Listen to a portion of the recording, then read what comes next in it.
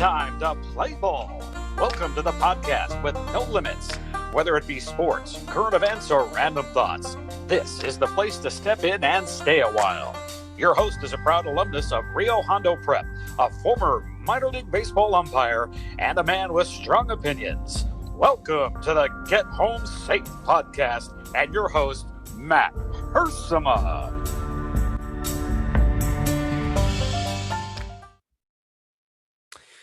Hey guys, and welcome to another episode of Get Home Safe. It is Monday morning when you're listening to this, so good morning to everybody out there. I know it's been a shorter week of shows. Last week, no Bill Barnes on the weekly Wednesday weigh-in, but we did have a fantastic guest on Friday. Dave Carson Sr. It was great hearing from him and talking to him about his life through Cary Youth League, his time there, his wonderful family, of course. If you haven't had a chance, definitely go check that out. Mr. Dave Carson Sr. last Friday, our guest that we have.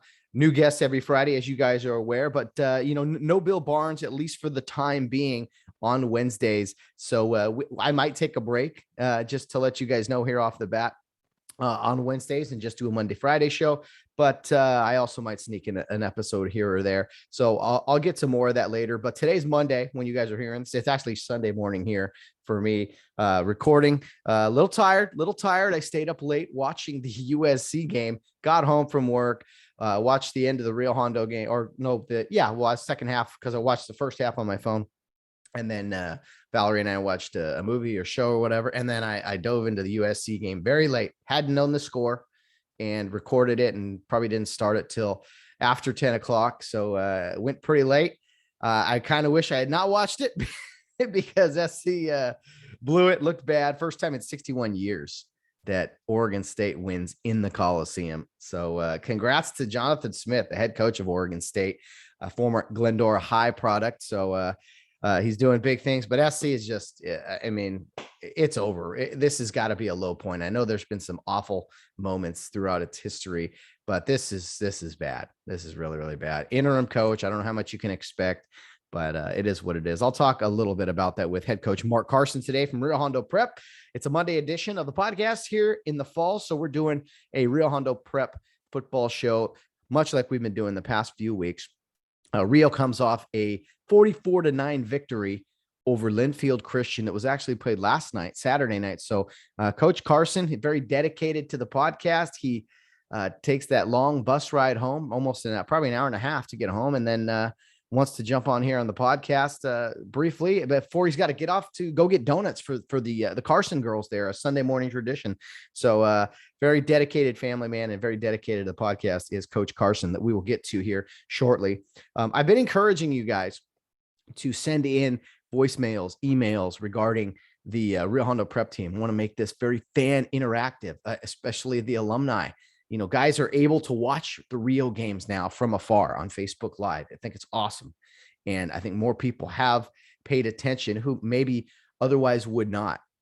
And so why not talk Rio football and stimulate some conversation? But we did hear from two alumni that you will hear on the podcast today, their voices. They sent in voicemails, very happy about it. My good friend Bill Ritter from the class of 2003 has a kicking question for Mark Carson. Bill Ritter, a 4-year kicker. He came up in the playoffs actually as a freshman to kick some extra points because they were so desperate for somebody. And Bill, great work ethic from Bill. They should have brought his holder up too. I'm just saying.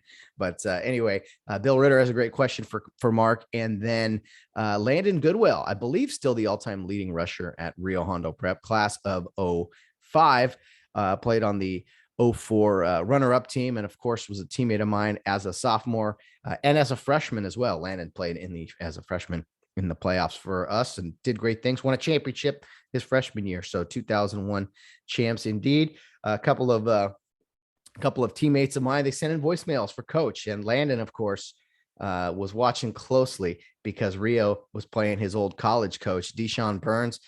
Sorry, Coach. Coach Burns has been a friend of the podcast, has come on here a couple times. The Cares really put it on him last night, and he's not joining us today, but we are going to be joined. Hopefully, I haven't talked to him yet. Mark set this up. We're supposed to be joined by Rio Hondo quarterback Damian Diaz, senior quarterback, and recently sworn in Academy president at Rio Hondo. So a lot going on from Damian. Hopefully he's able to get out of bed this morning and chat with me briefly. I know he's probably tired, as is Coach. So let's get right to that. I will say before we do that, I have some opinions on some of the sporting events from over the weekend, specifically in boxing. Anthony Joshua, the former heavyweight champion, goes down to Alexander Usyk.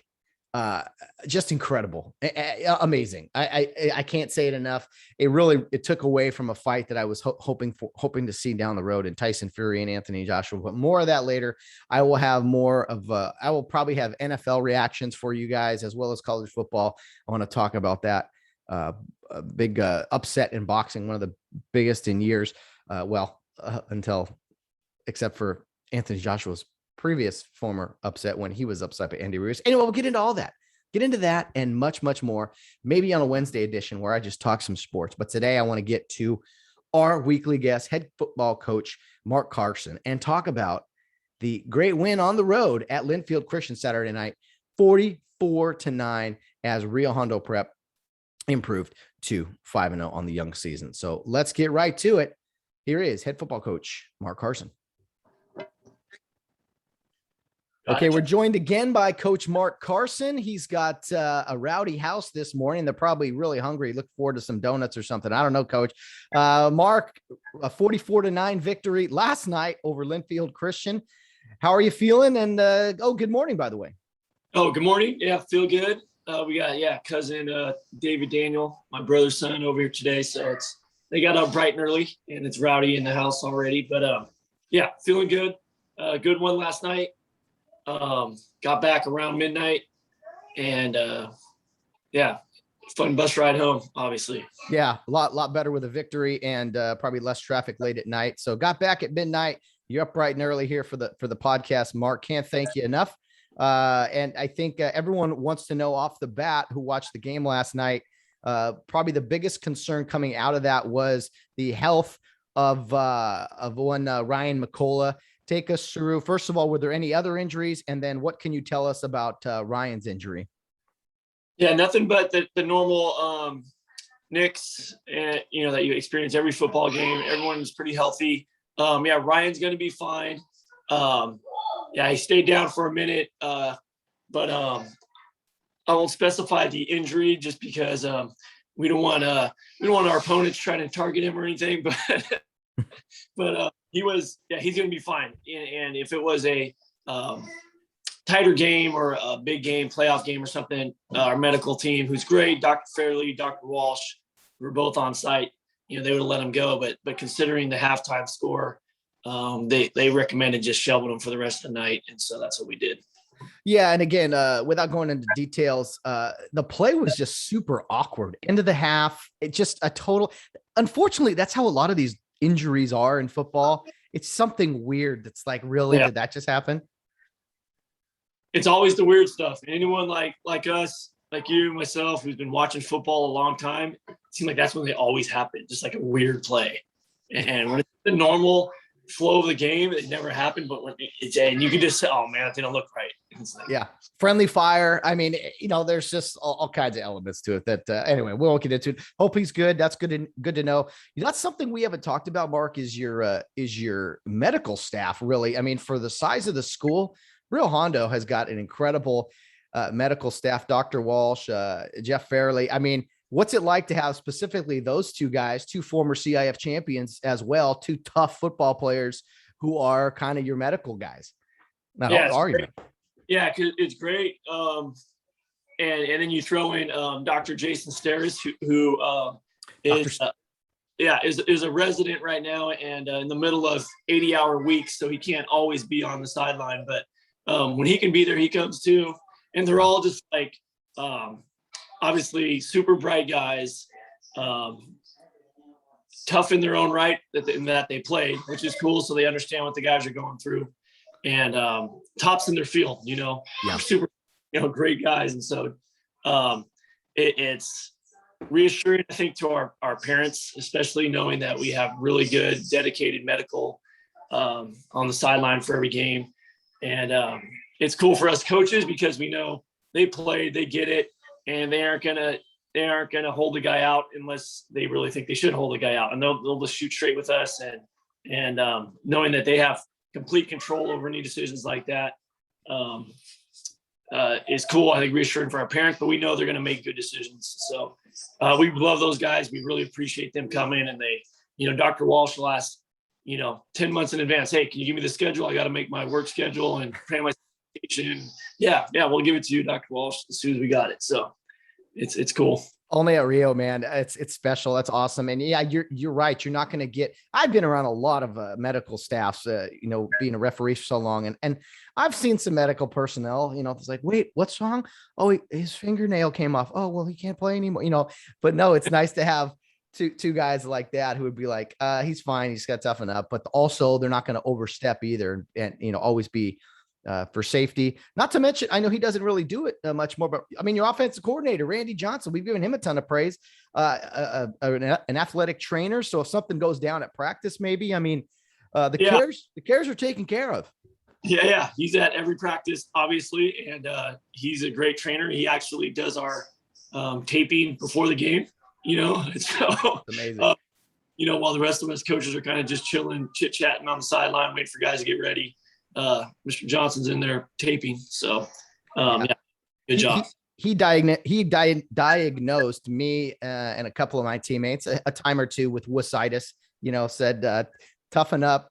You're fine. So no, all kidding aside, he's great. So, not something I necessarily thought we'd talk about, but here we are.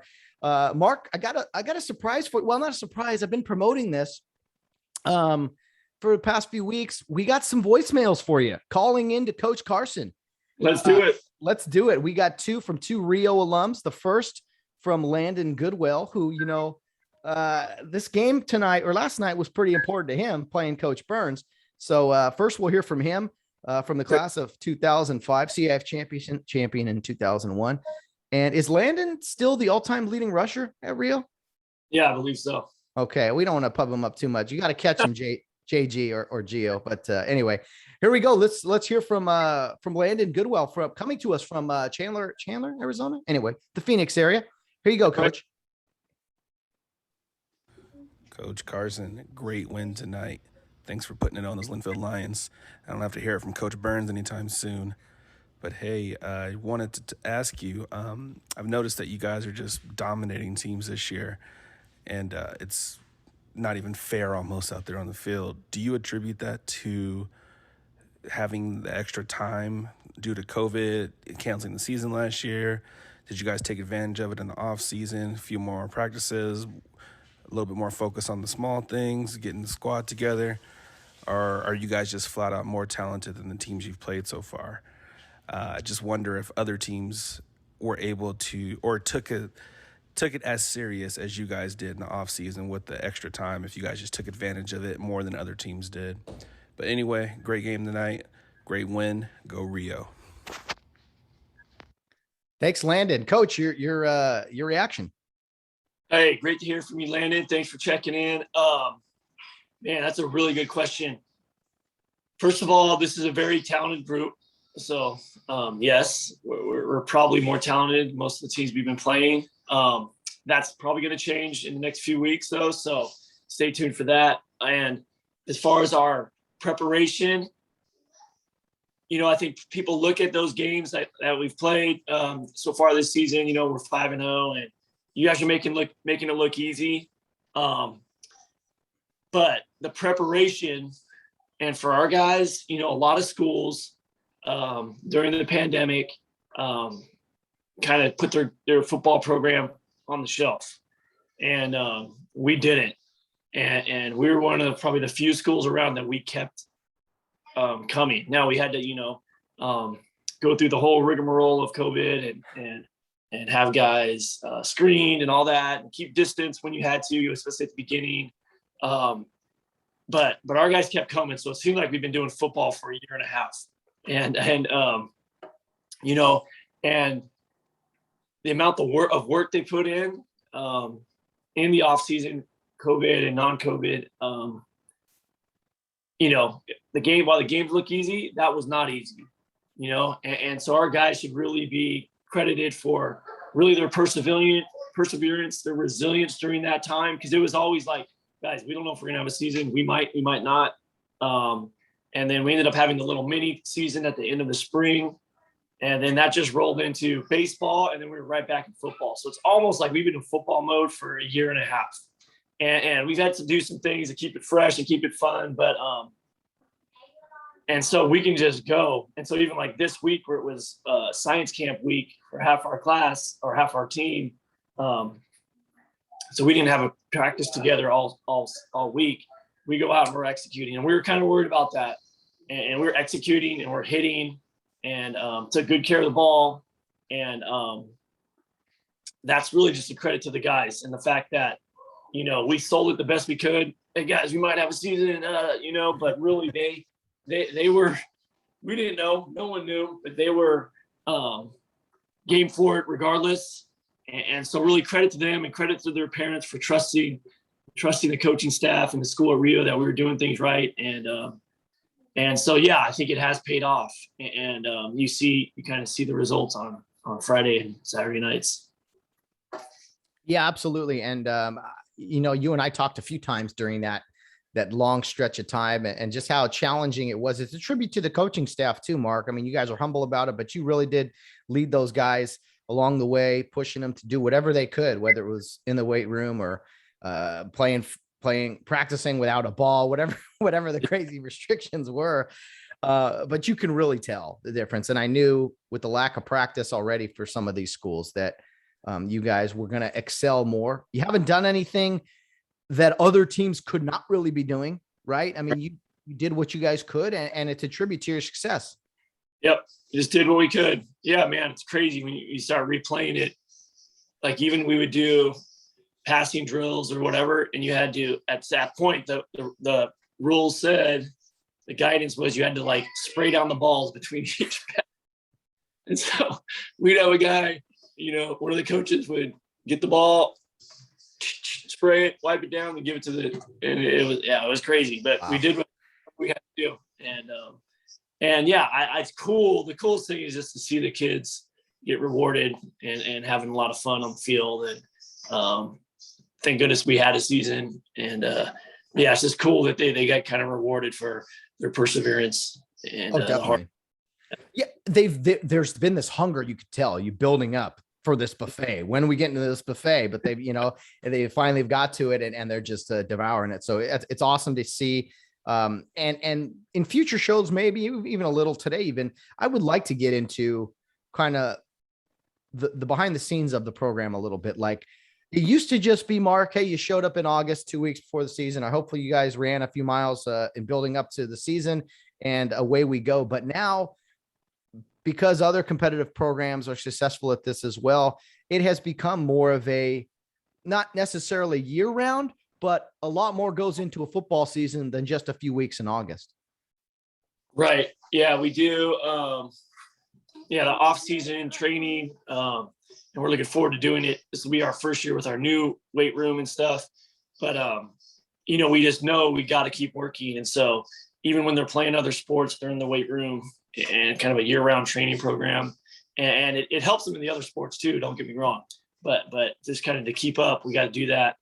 And the guys, you know, it's credit to them for just doing it and you know, taking it on. And so it's mainly credit to those guys. But yeah, we got to do that. But I mean, the other thing really with even the whole pandemic and all that is just the psychological side of all of it. And these kids going through something that none of us adults have ever gone through, and being able to handle that, I think is something that they're all kind of be able to hang their hat on for the rest of their life. Like, man, I got through it. And the value of that, I think, can't be underestimated. Oh, definitely. And that weight room is first class, Mark. You gave me and a few other guys the tour of it a few weeks ago. And man, yeah, Rio Hondo's in good shape. It's a lot different than that the bench press shed we had below the scoreboard, 10, 20 years ago, but yeah. quality weight room. And man, you really, you had plenty of time to do that during the pandemic to make some progress. Look sharp. So The alumni would be happy, pleased with all that. So, and of course, no couches. I talked about that with Gio Ortega last week. Did you get a chance to hear that or hear his comments? Yeah. He said, I like that. He said, we got some more stuff planned. So we'll see. You're gonna feel the wrath of Coach Carson, Gio. Don't do it. It's such a fun group, great group of guys. The seniors are an awesome group, and it's if they were punks or if they weren't putting in the work, then this kind of stuff like that they pull would be another thing. But they're great guys and super respectful and all that, and so it's a fun vibe we have with the staff and the guys, and it's yeah. You got to remember. I mean, it's hard to forget really that we were all 16, 17-year-old, 15-year-olds at one time too. So there's a lot worse things we could be doing or did do and all that. Speaking of Gio had 3 touchdowns last night, 3 different ways.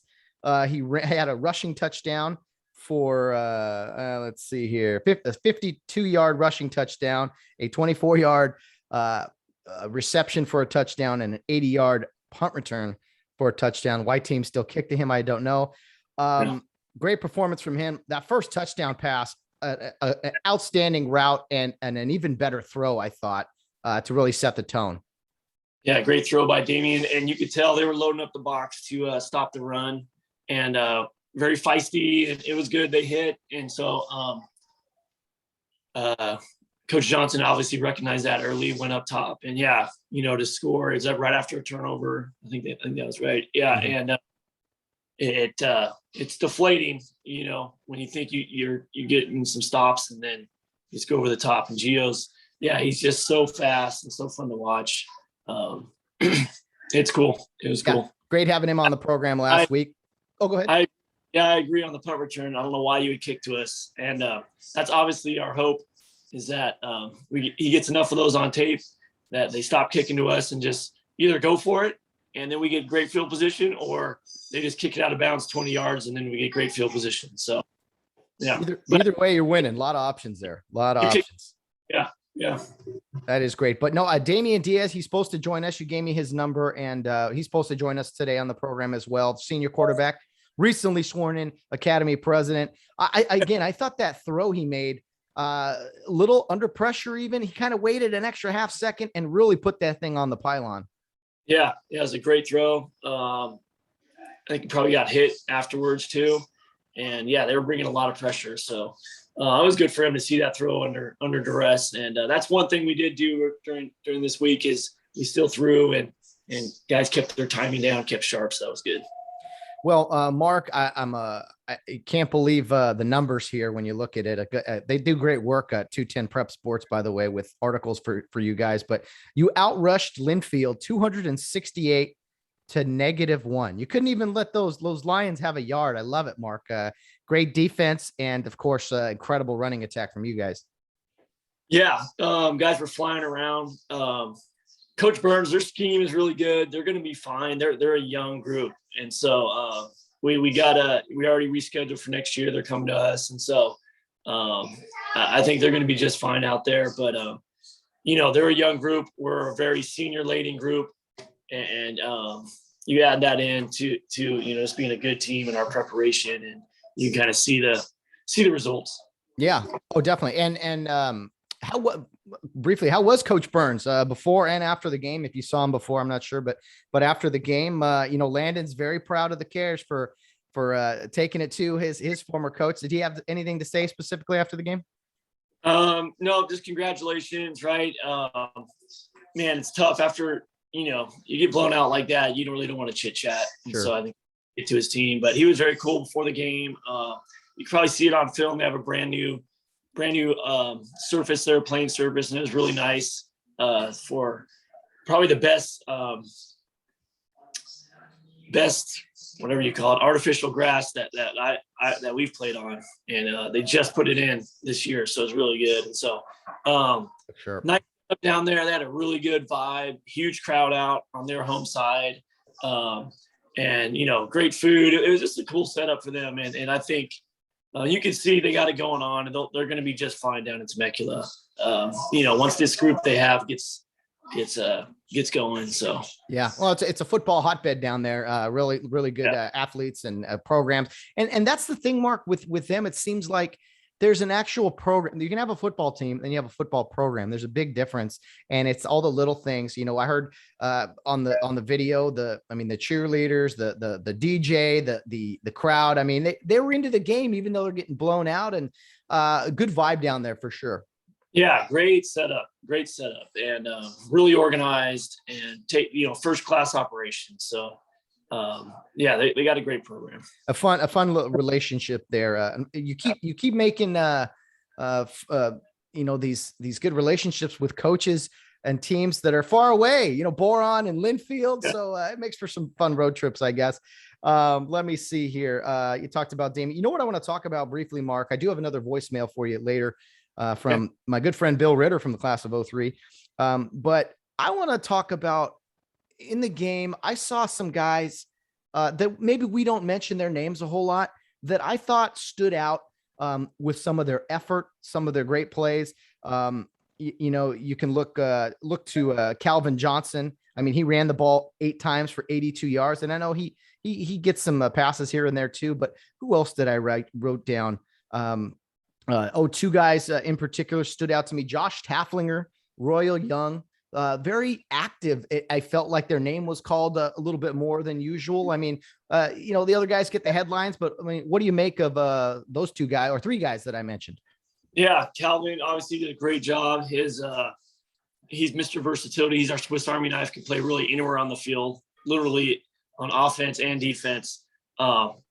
And he starts, but he's our backup also in multiple spots. So it's good to see him get some carries and get a touchdown there late. And then Tafflinger, he's out on the field. He's our first linebacker in. He's only a sophomore, but big dude, physical. He's going to be really good player. And then Royal Young is part of our to me our D line, which is maybe the strength of our team. Between him, Paul Elena, and of course Ryan McCullough, you have big guys, but they're also fast. And usually our D line's one or the other, small and quick, or big and slow. To get guys who are big and fast, it's just incredible. And these guys, all 3 of them can run, like, even when we're training and they're running 40s or doing 200s, they're near the front of the group, and you got some pretty good athletes that they're competing with there. And so those guys, and it's just so fun to watch them run people down, quarterbacks down, or run plays down from the backside. And great effort, like you said, man. And so not only are they, big and fast, but they give great effort. And so, man, the passing offenses we're going to see in our league, we're counting on those guys big time.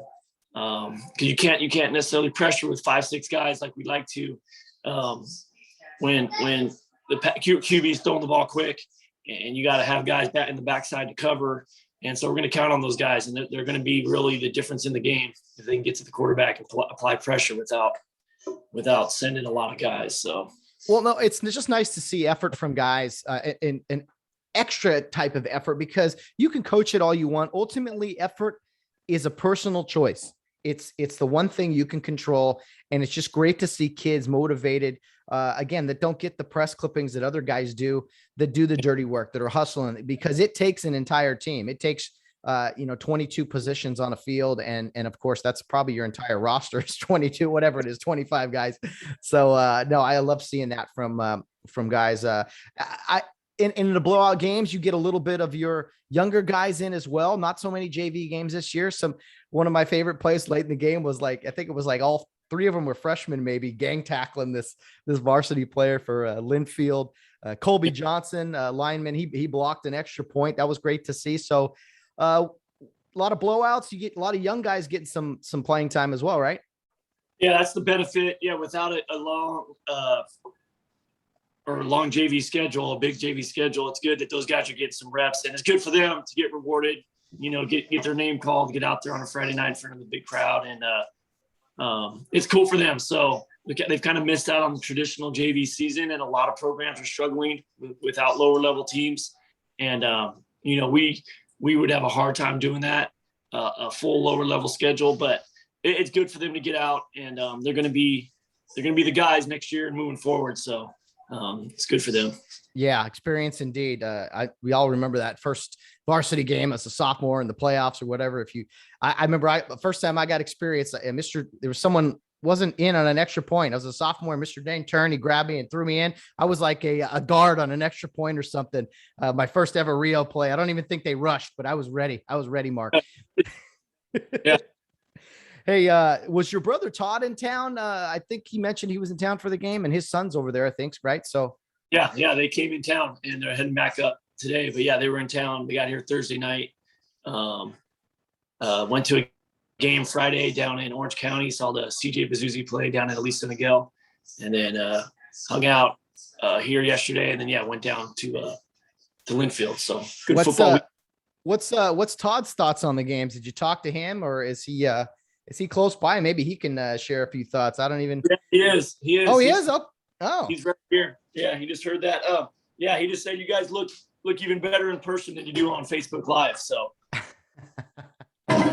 definitely, I love. Oh, hey, a special appearance by Todd Carson, guys. Look at this, suited up. How those Rams going to do against Tom Brady today? I don't know, man. I got my London Fletcher jersey on, coming out of the archives. They got to play some defense today against the greatest ever. So we'll see. They'll probably lose by 30. Yeah. So yeah, like you said, just seeing those guys live is amazing. They're so good. I mean, I don't think they missed a tackle. And you can talk about individual players, but really what I got from watching them from the sideline is they play like they love the game and they love each other. And I think that's, the coaching staff has obviously done a really, really good job.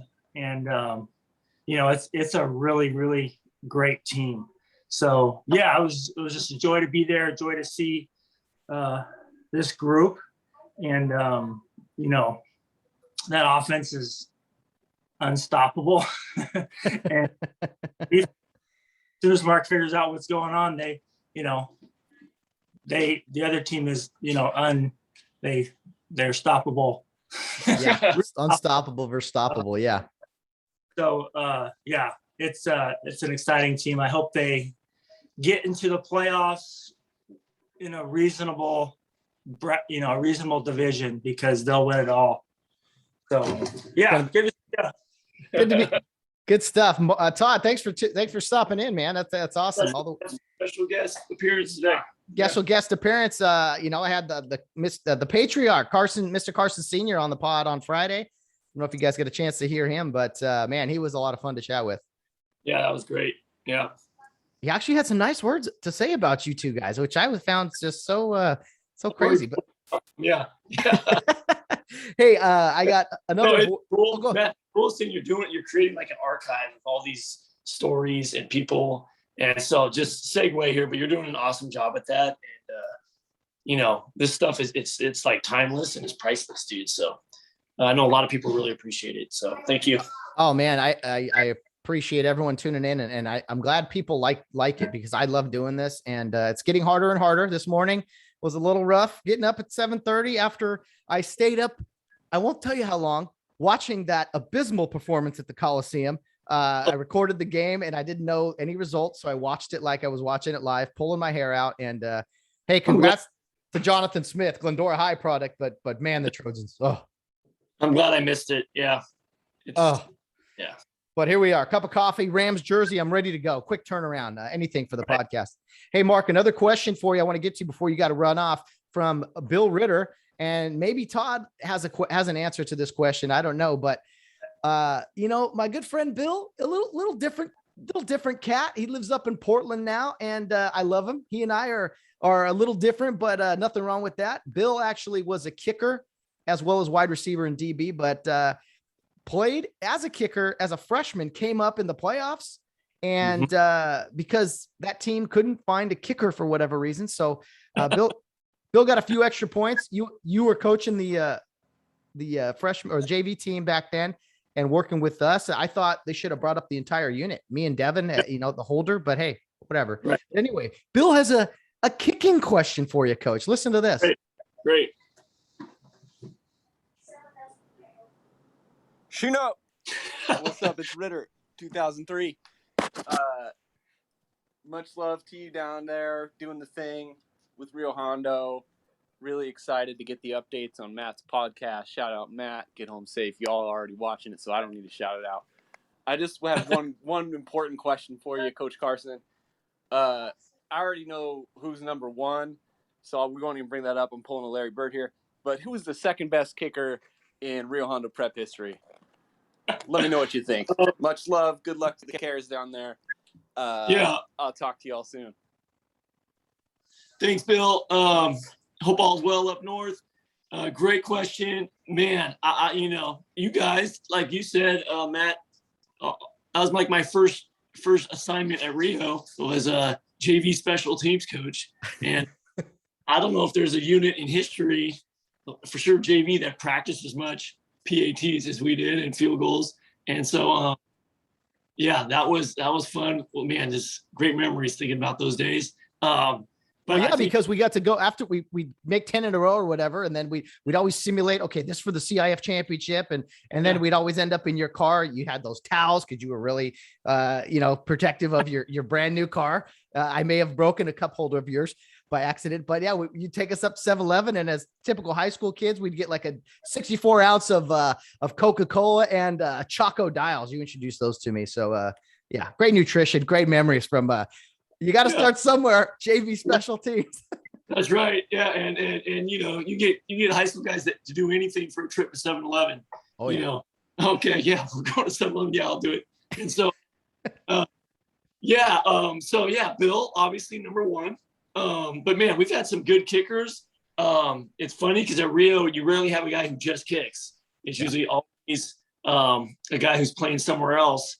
I do remember though, our 2012 CIF championship team, we actually did have a guy who pretty much just kicked, and that was Aaron Gutkin, and he was really, really good, both on kickoffs and PAT field goal. Actually had a kicking net on the sideline, which wasn't, didn't see that too often at Rio. We still have that net, by the way. But and so he was really good. Man, you got to harken back to like old days. I remember there's a Mark Acosta. I remember watching him as a kid. He'd boot kickoffs through the uprights. So I'm guessing he was pretty good. I just remember that as a kid, seeing that a kickoff. Now that was 8-man football, but sailing through the upright was pretty impressive. That's 60 yards. Still. Pretty impressive. Yeah. So he was good. Craig Clayman, obviously with the clutch field goals in the CIF championship. Got to have him up there. The pressure, man, of making an extra point late with under a minute left or whatever. I can't imagine. I'd be shaking so much. Yeah, all that goes into pressure. Yeah, it looks easy until the game's on the line and then it's tied and you got to make it. So so Bill did say this. Bill texted me as well. He said, those guys, and then did we break up for a second? Oh, sorry, Mark. Left or right? What did you say? I'm sorry. Okay. Yeah, I lost that. So Bill did text me and say this. He said, let the record show that the correct answer for number one is not me. It's Sergio Villalobos, who is a 3-time CIF champ. And he used to kick kickoffs through the uprights as well. But three CIF champs from Sergio, who also played quarterback. So Bill's being humble. He really did want to know who was number two, but Bill's maybe 1A, 1B up there, Bill Ritter. Yeah, 1A, 1B. Sergio was great. More recently, the Lang brothers, Jake and Anderson Lang, who came to us with a vast soccer experience growing up. Circuit, and they were really good kickers. And then we've had them, blessed to have them the last 4 years, one of the two brothers. And so they were great. Our kicker this year, Trevor Scott, played some soccer growing up, and he's solid. And he's playing wide receiver and DB for us too. So they're good. And it's one of those things that you got to find a guy that's already playing to do it. But it's super valuable. So it's an important part of the game. Yeah, you really can't use the kicking net when you got a middle linebacker or wide receiver running over to the sideline to get a practice kick in. Yeah, you can use halftime or something. Yeah, that's about it. I know it's a weird question, but I thought about this the other day. With such a small roster, do you have an emergency kicker, an emergency holder? I mean, do you think that far ahead? I mean, who would be the backup kicker for you guys if it came down to it? Yeah, we do. And Gio Ortega is both emergency punter and emergency kicker. Got it. Okay. I guess the guy can do it all. Just a great over. Yeah, well, I did not think I'd get a kicker. Well, I guess I did if Bill was going to contribute that. Bill's a great basketball player. Bill's a kicker. I mean, kickers are different. Maybe not so much at Rio. Yeah. Different mentality. Great wide receiver too. Bill could, if I threw it up high, Bill would go get it. Great athlete. Yeah. Go up and get it for sure. Well, thanks, Bill Ritter and Landon Goodwell, for sending in voicemails. This was really fun to be able to do this, and almost like callers calling in to Coach Carson. What'd you think of this new concept? Yeah, I liked it. It was cool. The other kicker we didn't mention was our one lefty in the group, Trevor Fincham. Oh yeah, he was one of the first guys I remember watching where like kicking an actual field goal, not an extra point, was like a real threat, and he had some range for sure. Yeah, and he made one in the 05 CIF championship. The game winner. Yeah, game winner, beat Campbell Hall of all teams 10-7, and was his field goal. So yeah, can't forget Trevor. No, absolutely. 3 year starter, I think, and a kicker. Yeah, sophomore year was that 05 championship team. So good stuff, Mark. Man, we talked the kicking game. We talked about the medical staff and everything. Good stuff as always. Appreciate you taking the time out of your Sunday morning. Now you got to get off to dad duties and of course church, I'm sure, right? Yep. And then looking forward to that game today with the Bucks, Matt. Yeah. I can't wait. More coffee needed for sure to fire me up. I did hear from Damian. I like this guy already, Mark. You know what he responded to me? He said, "Yes, this is Damian. Good morning, Mr. Hersema." Wow. What a respectful young man. Respectful young man. Great guy. Yeah. With him. He's a crack up, the funniest guy on the team, and dry humor, really quick-witted. So you'll have fun with him. He sounds so familiar, man. A senior quarterback, dry sense of humor, academy president. You guys, two peas in a pod. No pun intended, in a pod. I get it, Mark. Podcast. Yeah. Anyway, dad joke there. But anyway, Mark, have a good week. We didn't even talk about it, but you take on, forgive me, Bosco Tech next Saturday, a matinee. So, yeah, 10 a.m. It got moved to 10 a.m. So 10 a.m. Saturday. 10 a.m. Oh man. Okay. Yeah. I will be there. That's awesome. I start work at 1:30. I was thinking of swinging by. I will head out for that game. Yeah. And hey, don't forget, it's another big sports Sunday in the Ryder Cup. Good to see our boys USA mopping up Europe like they should be doing every time around. But good to see that finally happen. Hopefully they close the deal today. Yeah, definitely. It's fun to watch, man. It's fun to see, individual sports go into this teams concept, and the trash talking is fun. And just the competition. It makes golf pretty exciting. Yeah, it's cool. It's probably definitely my favorite golf event to watch. And it's super cool, and love the passion of the fans, and always a beautiful golf course. And I got double TV set up in the living room here, so we'll be watching, and it'll be fun. So enjoy that, Mark. Enjoy the regular week of practice, and we'll talk to you next week. I'll see you Saturday at Bosco. Awesome. We'll get you on the guest list if they ask for one. And, outstanding. Appreciate it. Yep. All right. Thanks, Matt. Have a good week. Bye, Mark. Thanks again, Mark Carson, for stopping by, and for his brother, my good friend Todd Carson, for stepping in and commenting a little bit on the Rio Hondo Prep football team. Getting to see them in person, I'm sure, is a real treat. So I'm going to get to do that next week at Bosco Tech, 10 a.m. start. Some coffee for sure, and head over there to Rosemead to check that game out. Should be a lot of fun. Cares improved to 5-0 on the young season with a 44-9 victory over Linfield Christian. Early game next week, and then league play starts. And remember, with the Gold Coast League, I believe it's called, They're only playing three teams, and really only one of those teams is going to advance to the playoffs because they're not playing Paraclete or Sierra Canyon, I believe it is. So yeah, some real tough games coming up. I know it's weird to hear that when, Rio's been blowing teams out left and right, but I think the season is shaping up to be real fun here with games against Campbell Hall, Brentwood, and Viewpoint in league play, of course, with some non-league games against Bosco Tech and Rancho Christian. So a lot of Real Hondo Prep football left halfway through the season, 5-0. Couldn't ask for better results, but we'll see what is upcoming here for the Cares. Going to be a lot of fun. And thanks again to Landon and Bill for sending in voice messages. I hope you guys found that fun, and we'll encourage you guys to do the same. And if you don't want your voice heard, I get it. Send in an email. It's fine. That works too. But I love the fan interaction.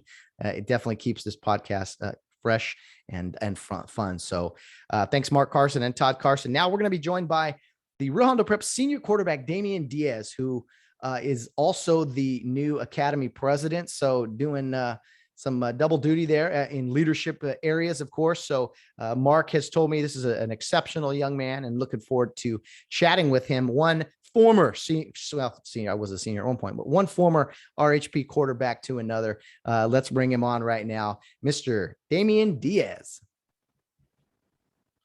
Okay, we're joined by Damian Diaz, senior quarterback for Rio Hondo Prep, as well as the new Academy president for Rio.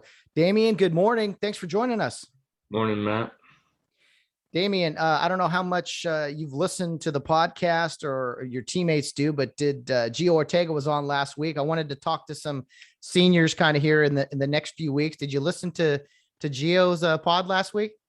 Yeah, I heard him talk about the couch in the locker room. And yeah, I watched. You didn't have anything to do with that couch fiasco, did you? Oh, of course not. No. Awesome, man. Awesome. Well, Gio, or that was Gio last week. Excuse me. Sorry, Damian. Anyway, Damian, senior quarterback for Rio. You also play defense as a corner, defensive back. You guys played very well last night. You played well all season. 44-9 victory at Linfield Christian.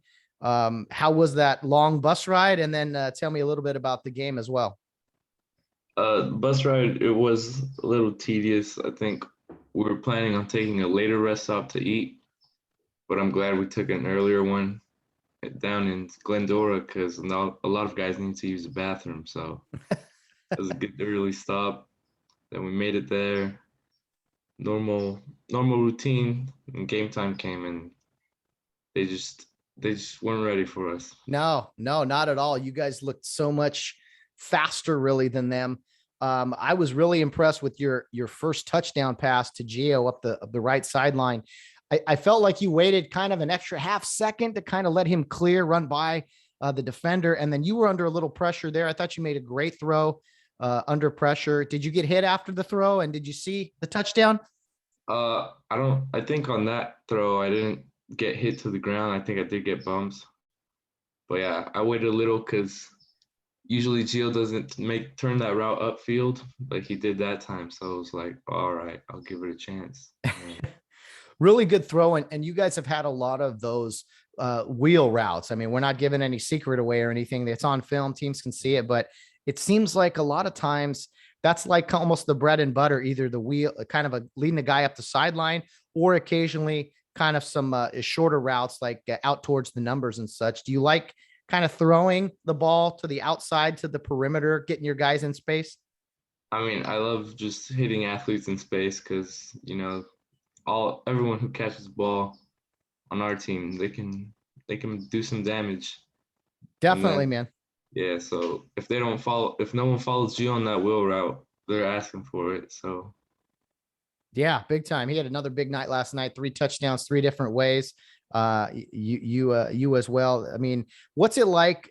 I kind of remember this from my playing days. What's it like being the quarterback of a team that runs the ball so much, but when you are called upon to throw the ball, it could only be a handful of times, but those are like big time plays. So what's it like being the quarterback in a running offense, basically, with occasional big time pass plays? I mean, the offense with the run game, it makes it real easy on me when I need to complete a pass because the play action works really good. They fall for it almost every time. So I know I have time, good athletes, so Yeah. it makes it easy on my part. Well, what's important, I don't think guys realize, is that the play action and fakes are important. You got to make fakes look real. That starts with the linemen and their blocking techniques, but a lot of it has to do with quarterback play. And we didn't throw a whole lot, but running attack, the same thing. I mean, if you watch guys on Sundays, I mean, the best quarterbacks in the game really do carry out play fakes quite well. So do you take pride in really making everything look the same and really trying to carry out those fakes? Yeah, in the game, I really try to, give the running back that one last look to make him think I handed it off. Or sometimes I should be showing the ball, but sometimes I don't. But I still try and get a good fake off. Yeah, little things definitely matter. So no, you're doing great. You look good out there. Talk to me about the other quarterback on your team, sophomore Armando Carbajal. He's getting some time as well. I mean, what do you think of his play? And it's I mean, it's not really, I guess you call it a competition if you want, but I mean, you're the senior, you're the leader. Of course, you're getting the bulk of the reps. But what do you make of how Armando's been doing as well? Definitely as a sophomore, he's been doing great. He's got a great arm, and then I think he's just learning little tricks to the offense here and there that you just learn over time. And I think he's doing good, and he'll have great seasons as a junior and senior. Yes, of course. But right now, his sophomore season, your senior year, definitely got to take advantage of what's in front of you right now. You're a senior now, Damian, and I mean, has the Pin of Care song says 4 short years soon slip away. I mean, do you feel like your high school career really has flown by? We all can't wait to be seniors, and then all of a sudden you are a senior, and it's like, wait a minute, what happened to my life in high school? Yeah, it definitely has. With injuries I had, I think sophomore year, yeah, it definitely made football feel short for high school, but I'm still glad I have it. Definitely, man. And Damian, last week was a big week for you. On Sunday was the Rio Hondo Prep inaugural Western theme. I saw some photos. You guys look like you're rocking the cowboy gear and everything. You are the academy president. What was that day like? Were you nervous about your speech? I mean, take us through last Sunday, if you will. I mean, that inaugural was probably the most fun inaugural I've had. Got to dress up differently. It wasn't really too formal. And then there was dancing. So I was a little nervous until we got on the dance floor before our speeches. So, I kind of put it all out there with JG and all the other guys.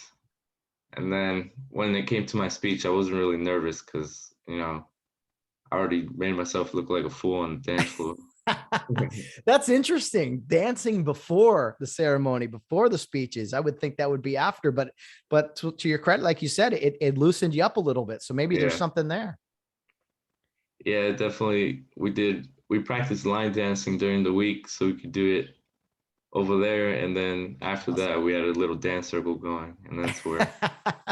Oh man, inaugurals are fun, getting the whole school together and yeah, just a blast. And not to mention, after all that, you guys got to enjoy Knott's Berry Farm.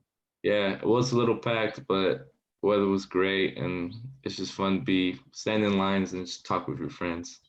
What was kind of the theme of your speech, if you will? What were some things that you said there that were kind of your goals with going forward in your presidential role? So my overall theme for the academy was just to try and get everyone to be more flexible, to get out of your comfort zone, do something you wouldn't normally do to better yourself or others. And yeah, that was basically the topic. If you're not an assistant leader, go to coaching. Maybe just show up to church on Sundays if that's not your usual thing. Just say hi to someone, you pass by that you don't normally say hi to. But yeah, just be more flexible. Get out of your comfort zone. That's a great message, man. And what I like about it is that it's not specific just to Rio Hondo Prep students. We can all learn from that and carry that with us. We can all do a little bit better in life in some form or another. So you'll see that as you expand after high school and go out into this crazy world. Are you excited about graduating high school? I mean, it's a few months away, but do you have college plans? What's in store for you? I mean, yeah, I'm always excited to move on to the next stage in life. So I'm planning on majoring in engineering. I don't know, and I want to stay local, but I haven't quite looked into the details yet. But I do know there's some good engineering schools around, like Cal Poly, and yeah, I want to take that route and hopefully go from there. Nice, man. Sounds like you got some good plans, some good options indeed. And I forgot to ask you, but who gave the challenge to the president, and what was the challenge to you before your speech? It was actually my date to that inaugural Madison Mets. And yeah, she gave a good message. She was definitely trying to make me cry, but I wasn't going to. But yeah. That's funny. Your date is giving you the challenge. I've seen that a few times before. It just works out that way. But yeah, the challenge, for those that don't know, Rio and the inaugural, there's a challenge to the president from another student. That's just what it's called, or maybe it's changed, but I don't know. And then after that, the newly sworn in president of the academy gets in there, and he gives a challenge to the academy. So back-to-back speeches kind of is what happens there. And it's been a long time for me, but yeah, inaugurals were always a blast, man. Did you kind of know what she was going to say in her speech beforehand, since she was your date? No, I didn't, but I knew she was going to throw in some jokes, but yeah, it was a good speech. Did you go all serious on your speech, or did you have a joke or two that you threw in to lighten up the room? I started off my speech with a joke, and that joke was making fun of my middle name, which is Janud. So I'm sorry, I shouldn't be laughing. Yeah, no, it's fine. How do you spell that? Janud? Yeah, Genood. Okay, there's got to be a story behind it. Shoot, my mom told me what it meant after I said it. I didn't know. Okay. I just Googled it, and it means forest in Dutch, so that's all I knew about it. I'm Dutch, man. I got the Hersema. That's a Hersema name. Come from the Netherlands, way back when. So that's cool. Damian Diaz, Triple D. No, Janud. Janud. See, I'd say Rio Hondo Prep graduate. I can't spell or do anything. DGD. Okay. So what did you say about your middle name in the speech? I kind of just said, like, yeah, that's my real middle name. You're not hearing things. Oh, because it was on the program or whatever. Very, very cool. You know what? I wish we could, because I was president one time too. I had some great classmates and people around me. Bill Ritter, Coach Devin Drain, who at Rio, he was president when we were juniors. Good people and always fun. I wish we got to keep those gavels. I thought those gavels were pretty cool. I don't know if they still have them in the academy or whatever, but they had the former president names on them and stuff. Do they still do that? I think Mr. Ix, our vice principal now, he showed me the gavel and said we can get your name engraved on this or something. But that was it. Just a little talk about it, but I'm not sure if I'm gonna get a gavel or not. No, yeah, that'd be something pretty cool indeed. So, Damian, I got to ask you, when you started at Rio, freshman year, I mean, you've been in Care Youth League a long time. You said since second grade and everything.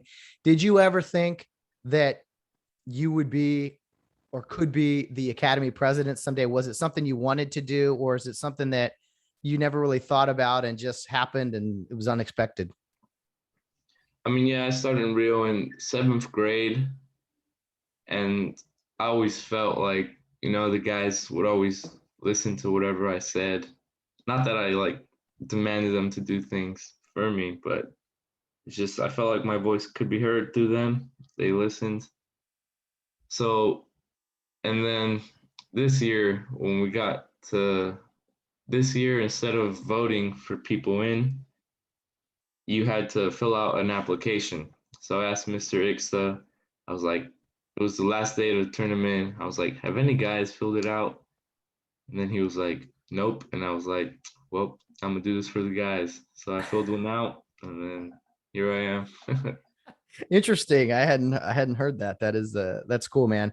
I think you know, positions of leadership, they will prepare you for later on in life. You not only are the quarterback of the team, but you're the team captain. And then, of course, as we just mentioned, the academy president. Do you feel a sense of in those leadership positions, the sense of responsibility that, you know, you have to carry yourself a right way, but also, you know, maybe be more vocal, lead people, and just kind of motivate other people. Talk to me about what it's like kind of in a few different positions of leadership. I mean, yeah, definitely the first thing that a lot of, the younger guys look at is your body language after maybe a bad play. You don't want to let them see that you're feeling it. You want to be a good role model. And then, yeah, you want to be vocal, pick guys up during maybe their bad plays, tell them get the next one. But yeah, you definitely, when you're a leader on the team or in any situation, you want to act the role and not just have it. Yeah, you cannot maybe say something to somebody that you would not do or that you are failing to do. It's not really a criticism, it's just being constructive and really helping each other really is what it is. Not when you're helping someone else, you're helping yourself as well. So I think it speaks a lot to your character, Damian, to be in those positions and to be the captain, the quarterback, and the academy president. That is no small feat indeed. So congrats on all of that. If you would, Damian, I talked to Coach Carson weekly. I've asked him about a few players, and Gio talked about a few players. What do you make from a player perspective about your coaches? You got quite a crazy coaching staff there. Who are some coaches that kind of stand out to you, or maybe a little more crazy, or guys that motivate you? I mean, talk about anyone on the coaching staff you'd like to. The mic is yours. Yeah, my favorite new coach that we have is probably Dave Drain. I coach with him on the Huskies and Care Youth League, so he's definitely on me whenever I make some errors, but he definitely hypes me up when I do something good. And then I like AJ Corsini. He's our D-line coach. I just like how loud he is, how vocal he gets with the guys, and they take it all and they give it their best. He definitely brings the best out of the D-line. And then Ed Drain is real chillax on the special teams, but he makes up some good returns, and then we get big yards. But nice. He's never the one to yell at someone. He's always relaxed. Oh wow, Mr. Cool, too cool for school. Ed Drain, love him. Have had him on the podcast a few times. Let me ask you about Randy Johnson, offensive coordinator. What is that play caller and quarterback relationship? What is that like? Does he ask you at times maybe what you're seeing or kind of get your advice? What is kind of that interaction with the offensive coordinator, Coach Johnson, as a quarterback? After past plays, he definitely asked me where I was looking, making sure I was reading the first option first, and then if that isn't open, where my check down is. So we definitely go over that after every play. I've gotten used to it. I've definitely learned a lot from him. So he's been neat. He doesn't need to help me as much now, but I'll definitely always take the pointers he gives me. Awesome, man. Well, he's a former great quarterback himself, one of the best in school history. Without giving away any trade secrets, how complicated is it, this RHP offense? I mean, back in my day and some of the other alumni, it was like you say one or two words, hey, power 31, or hey, flanker fade, or whatever. There wasn't all these formations and route combinations and misdirection and backs. And I mean, how complicated is it? And is it something you pick up rather quickly, or is it really challenging for younger guys? I mean, even in our middle school program, our coaches also were coached by Mr. Johnson or his dad. So we've really been running the same formation since 7th grade. But Mr. Johnson just adds in a few little things, so we just have to learn those. But as a quarterback, I don't know if it's just me, but it's come pretty easy. All the fakes are the same. But yeah. No, that's cool, man. That's cool. You guys look sharp. Offensive looks really good. Talk to me, if you will, about your offensive line. I know that every quarterback has great love and admiration for those guys up front because you touch the ball every play and you could be tackled every play if it's not for those guys. So what do you have to say about your offensive line? I mean, they're great. They're big, and they've been working hard this off season. They've been in the weight room more than anyone else, maybe. But yeah, they definitely go out there and play on the other side of the line of scrimmage. Love it, man. Hey, you got to take care of those old linemen. You buy them any, buy those guys a Coke or maybe some French fries or something here and there, or is that kind of still in the works? What's up? You ever take care of those offensive linemen, buying them a soda or maybe some French fries or something, just giving them some love? I mean, I think that would be a good idea, man. I mean, I think I have offered meals or offered meals to some of them, but yeah, I should start doing that. Yeah. Hey, make them happy. Cause anytime you get sacked or anything, they feel bad, and I'm sure, and don't want that to happen. So yeah, take care of those old linemen. Got to love the big guys up front. They make everything go round, and man, they open up some huge holes for Gio and Ryan McCullough and Jonathan Guerrero. I mean, even Calvin Johnson had some great carries this week. I mean, your offensive line, they look athletic. They execute, man. It's not to take away from your running backs, but your O-line really has opened up some gaping holes this season. Yeah, they definitely do. They do a good job of, not taking on the whole defensive lineman, but just taking on half of them to make them go where you want them to. But yeah, they do a great job. And sometimes the running backs, they also get mad at themselves because they're like, oh, I missed that huge hole. But yeah, the O-line does a great job. Love it, man. Well, hey, you have a unique combination, I believe, if I remember correctly. Your quarterback, as we mentioned, you played defensive back, but then you're also, is this true? You're the PAT, the field goal kicking. You're the snapper. You're the center on the field goal unit. Is that correct? I was the snapper, and I kind of blew some snaps in our third game. So then they looked for another guy, and we got one. But okay. Well, it's different. It's crazy at Rio. You have these weird combinations. I remember I was a holder on extra points. Obviously, that makes for a quarterback to do that. But then I was also like for a short time, and then someone better than me came in. But was a long snapper on punts. I mean, you do Rio these weird position combinations sometimes, Yeah. So it was probably best that your quarterback isn't the long snapper. Just for health reasons and everything. It's pretty crazy inside there. So someone else is doing it. You did a good job while you're doing it, but it's probably best to maybe take that play off, huh? Yeah, I'll just worry about my punting, I guess. There you go. So you do punt. Yeah. You haven't punted much, but yeah. Yeah. So it's nice to have your quarterback who is a punter because there's some fakes in play, of course. But yeah, you guys, you haven't punted a whole lot, so you haven't done that a whole lot. But have you always kind of been a punter, or is that something that someone needed to do and coach was like, hey, why don't you do it? I mean, since I'm not a great punter, I'm just leave it at that. But I have been a punter on the teams I've been on since 7th grade. Just, I guess, a long body, just get the ball far. So yeah, I mean, I think Gio's a pretty good punter, but we're always scared he's gonna pull something. So we're like, we'd rather not have him kick it.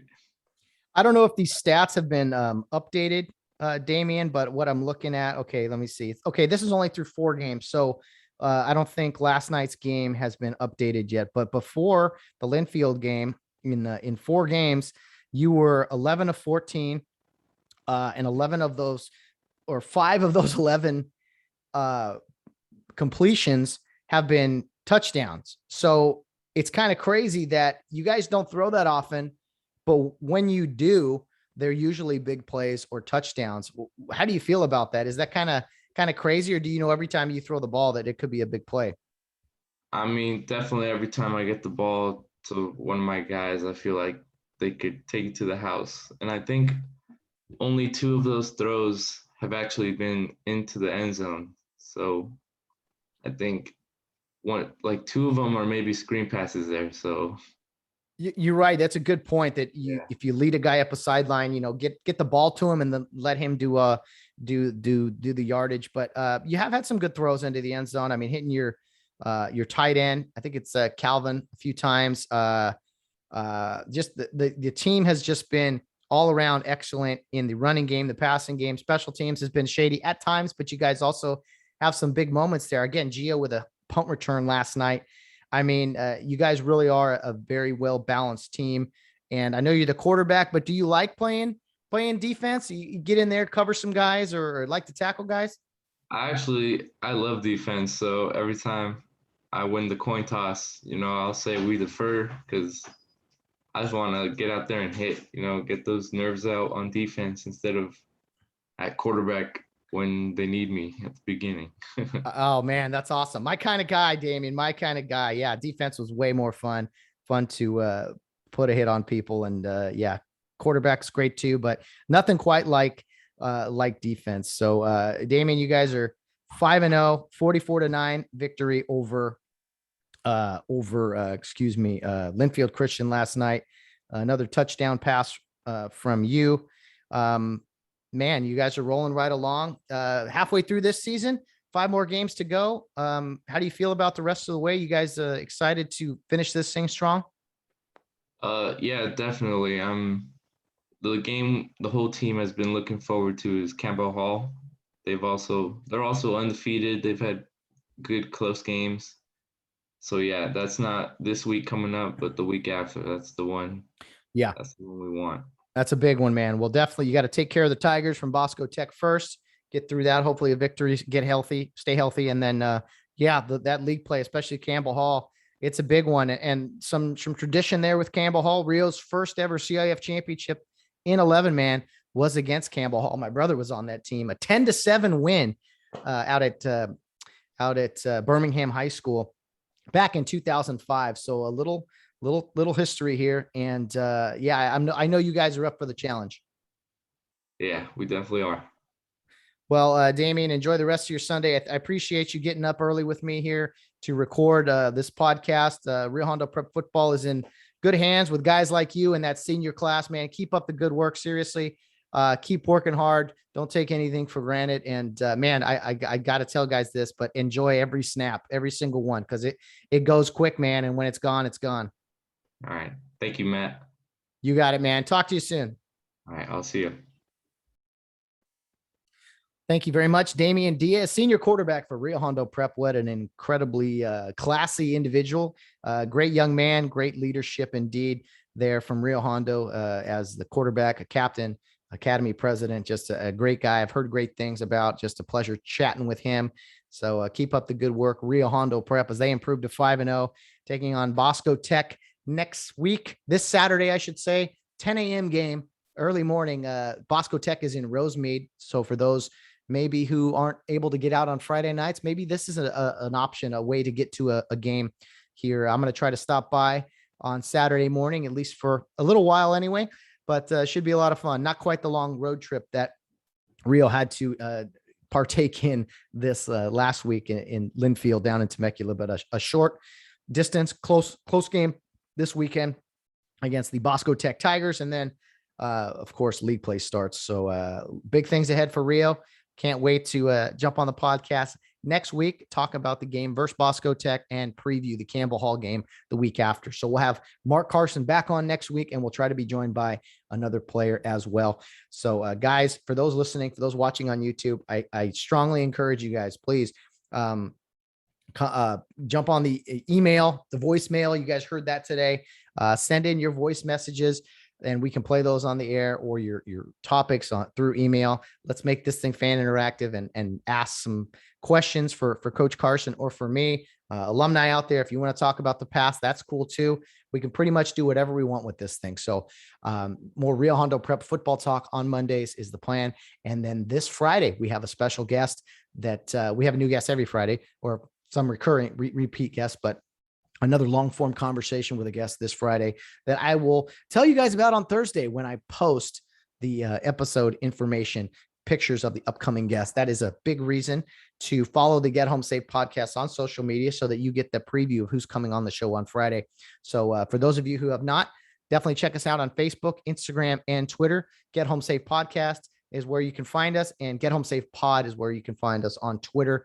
Again, our email address, gethomesafepodcast@yahoo.com. And if you want to send in a voice message, just look in the episode notes in the description of the podcast. You should see a link there, but I will also post a link before Rio games on Fridays or Saturdays, whenever they play, as a reminder. It's kind of encouragement for you guys to send in your thoughts and topics and just chat some Rio Hondo prep football.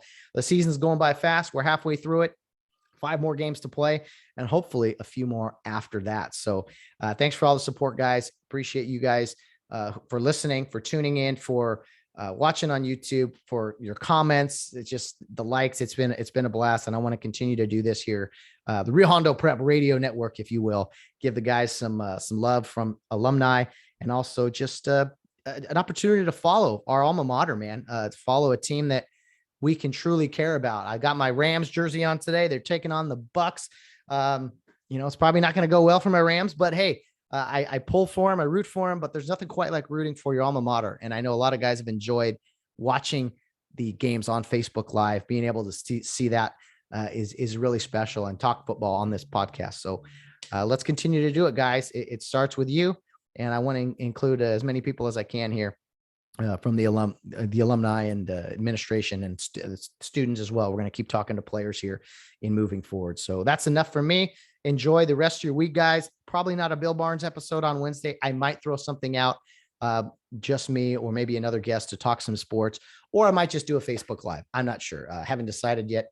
Busy things ahead for me at work and such, but we'll do what we can here on the Get Home Safe podcast. If I don't see you on Wednesday or on Facebook Live, I will see you Friday. You don't want to miss the episode. Another great guest. I can promise you that. But guys, as always, no matter what you're doing, whether you're out on the town or around in third base, get home safe.